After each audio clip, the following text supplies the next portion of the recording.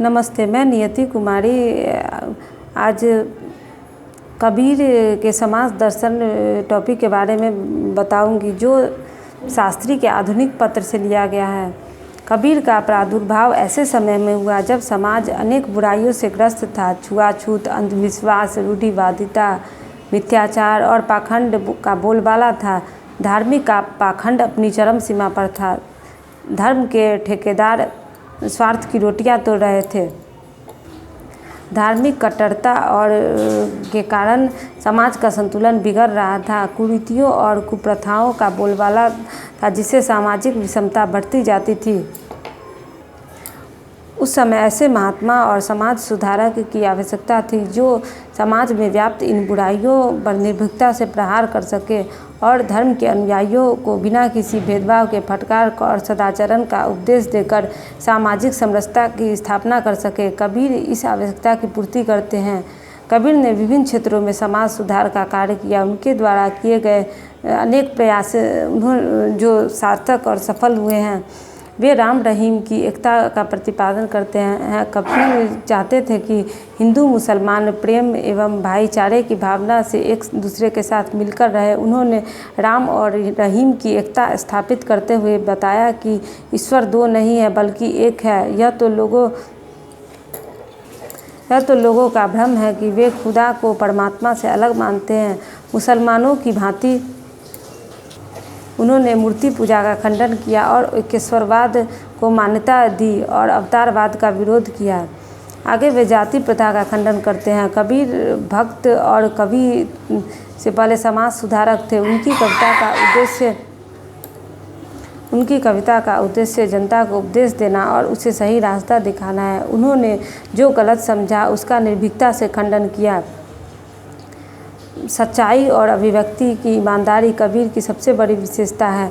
कबीर ने समाज में व्याप्त जाति प्रथा, छुआछूत, ऊंच नीच की भावना पर प्रहार करते हुए कहा कि जन्म के आधार पर कोई ऊंचा नहीं होता, बल्कि व्यक्ति अपने कर्म से ऊंचा होता है। इसके लिए वे कहते हैं कि ऊंचे कुल का जन्म या करनी ऊंच न होत, सुबरन कलश सूरा भरा, साधु निंदत सोय। आगे वे मूर्ति पूजा का विरोध करते हुए कहते हैं कि मूर्ति पूजा निरर्थक है। कबीर ने समाज में व्याप्त मूर्ति पूजा का डटकर विरोध किया।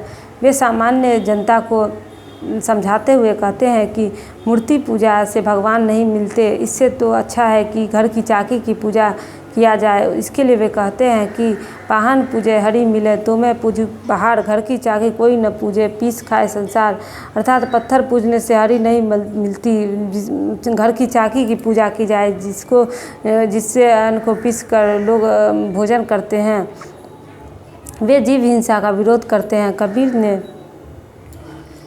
धर्म के नाम पर व्याप्त हिंसा का विरोध किया। हिंदुओं में साक्तों और मुसलमानों में कुर्बानी देने वालों को उन्होंने निर्भीकता से फटकारा और कहा कि दिन में रोज़ा रखने वाले रात को अगर गाय काटते हैं तो इस कार्य से खुदा भला कैसे प्रसन्न हो सकते हैं।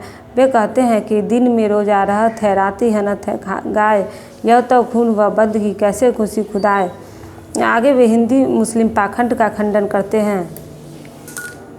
कबीर ने हिंदू और मुस्लिम दोनों को फटकारा। वे एक और हिंदुओं के तीर्थाटन, छापा तिलक का विरोध करते हैं तो दूसरी ओर रोज़ा, नमाज, अजान का भी विरोध करते हैं। वे कहते हैं कि माला फेरने से नहीं, मन की शुद्धि से ईश्वर प्रसन्न होते हैं। अर्थात कहते हैं कि माला फेरत जुग गया, गया न मन का फेर, कर का मन का डारी के, मन का फेर। मुसलमान दिन में रोज़ा रखकर रात को यदि गौहत्या करके ईश्वर को प्रसन्न करना चाहे तो यह निरर्थक है, अर्थात यह भ्रम है। ईश्वर इसे प्रसन्न होने वाले नहीं है। वे समाज में व्याप्त बुराइयों के कटु आलोचक है, किंतु उनकी आलोचना सुधार भावना से प्रेरित है। वे साफ कहते हैं कि हिंदू और मुसलमान दोनों को सही मार्ग नहीं मिला है। वे चाहते थे कि हिंदू और मुसलमान भाईचारे की भावना उत्पन्न हो। दोनों में वे ढोंग और अंधविश्वास समाप्त करना चाहते थे।